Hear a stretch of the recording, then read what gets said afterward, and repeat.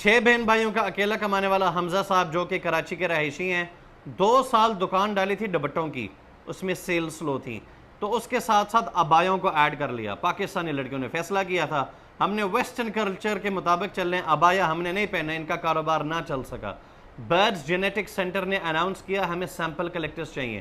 ماشاءاللہ آج ان کو ہمارے ساتھ تقریباً 1.5-2 سال ہو چکے 2 ہیں، سال کے قریب ہونے والے، تو ماشاءاللہ آپ مہینے کتنا کما لیتے ہیں؟ مہینے کا 1 لاکھ اس سے اوپر بھی ہو یہ جاتا ہے۔ صرف بی جی سی کے سیمپل کلیکٹر ہیں اور کچھ کام نہیں کرتے۔